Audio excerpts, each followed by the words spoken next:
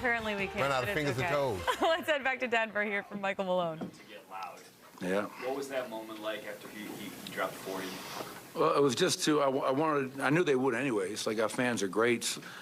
But just to reward him and acknowledge the effort he just gave forth. You know, I mean, he like left a piece of him out there tonight. You know, he was just, for 39 minutes, I thought he was just so impactful across the board. Passionate, heartfelt performance. And just the fact that he missed the last 2 postseasons, you know, just to have him back and to play at that level and give them credit, man. We knew at some point we'd see the aggressive attacking Timberwolves. In that third quarter, we saw it. And they played great, and we didn't defend in that third quarter. But I was proud of how we responded in that fourth quarter. So I thought Jamal overall was terrific.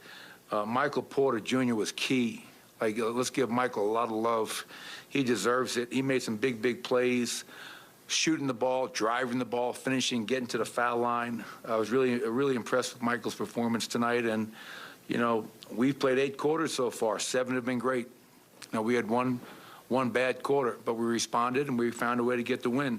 And, you know, 2-0 it's a good start to this series. We have much work to do. You said impressed with Mike. You know, I think he only had 3 points in the first 3 quarters, and it comes alive for 13. How much belief do you have in him? How much confidence do you have in him that is a possibility that he can go off like that? Yeah, well, with Nikola and Jamal on the bench, you know, to start the second quarter, to start the fourth quarter, and Michael got in foul trouble early, so that kind of never allowed him to get into a first half rhythm. But I felt in that fourth quarter with Jamal and Nikola, Michael's got to be our guy. You know, I ran some actions for him, getting him the ball. And what you love about Michael Porter is that he's not just settling. Like, if he's got the shot, he's shooting it, no hesitation. But he's also not afraid to put the ball on the floor. He had that one pretty finish, you know, reversed. It was fun to watch. But, again, you know, third quarter, 40 points, 81%, not up to our standards. But overall, our fourth quarter defense was allowed us to get back in the game. What does it say about the team you can turn it around like that from the third? Well, it says that we're resilient, and we understand in order for us to win, you know, we have to play a certain style of basketball. We're not going to just outscore teams. You don't win in the playoffs doing that. And as I just told them, you know, 7 quarters, you guys have been great, you know, but we can't allow that 40-point quarter. And it speaks to our guys' understanding of what we're trying to accomplish. Knowing that Nikola is probably going to be Nikola, you know, every night. You know, how much is this kind of Jamal performance tied to your overall ceiling? Not just, you know, scoring 30, but, you know, being able to direct and being able to score and just be able to run the team. It's really important. I mean, we all understand that Nikola's a great player, a 2-time MVP and a potential 3-time MVP. You know, but you can't do it alone in this business. You need help. And we understand the last time Jamal Murray played in the playoffs down in Orlando, what he was capable of. You know, having 2 50-point games and impacting the game just across the board. So, you know, I played him, 39 minutes. The kid is a warrior. I'll probably have to carry him on the plane tomorrow as we head to Minnesota. But, Nikola and Jamal, those two are just an incredible 2-man combo. And when you have guys like KCP, Michael, Aaron, Bruce, Christian, Jeff, whoever else, this is a team. We have a lot of really good players, but we win together and we lose together. Go back to the 4-point play that MPJ had to start the fourth quarter. You guys were reeling a little bit, and he had sat for 6 minutes or so. It looked like you ran action for him anyway. Oh yeah, no, it was out of a timeout, a play to get him a look. As I mentioned, because if we're going to score the ball and we're going to get going, Michael, especially with Jamal and Nikola out, Michael's got to be a featured attraction. And to his credit,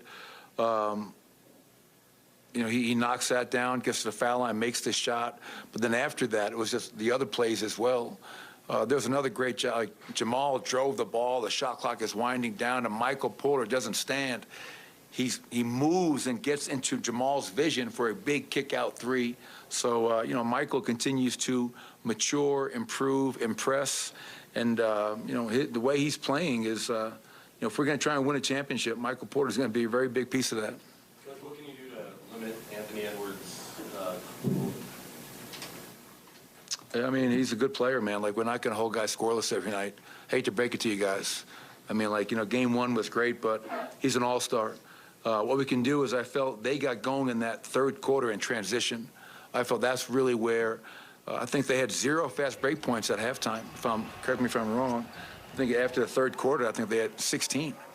So it was just, Anthony Edwards putting his head down, attacking the basket. Then we were down the floor, and he was knocking down three-point shots. He goes 6 of 10 from the three-point line. So that team needs to score in transition, and we have to take that away as best as possible.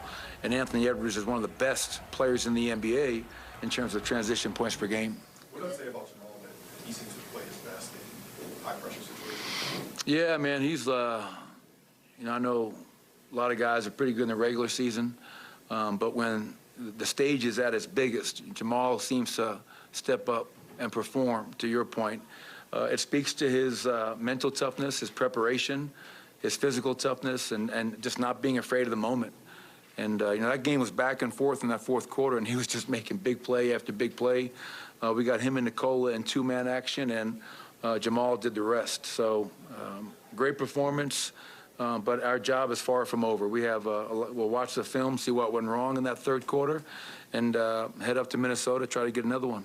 How have you seen the guys communicate more and be even more engaged with each other as the playoffs have started?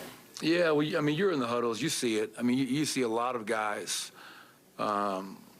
countless examples, DeAndre every night. I mean, KCP's been really vocal since, in the first two games in the huddles. We're up by 30 in game one, and he was still imploring guys to play the right way and, championship habits. Jeff was in the huddle tonight in the fourth quarter talking to guys. So I love when our guys are communicating with each other, challenging each other, holding each other accountable. If it's always me, we're only going so far. But when the players take it upon themselves, Katie, now you have a chance to truly be a great team. And that's what we're hoping for. Coach, you guys have never been up 2-0 in a series before in your tenure here. How do you take advantage of this moment? What's the mentality that you have to bring on the road now? Yeah, I wasn't aware of that. That's an important stat. I think, what we have to do, Ryan, is just, not be satisfied. I think a lot of times, okay, we've won 2 here, we can go there. And, if you're going to be a great team, you got to be selfish. Be selfish bastards, man. Let's go up there and let's get game 3. Let's not go up there complacent, hey, man, we're 2-0. It's pretty good. We feel good about ourselves. And that was my biggest concern coming into tonight. It'll be even a bigger concern going into game 3.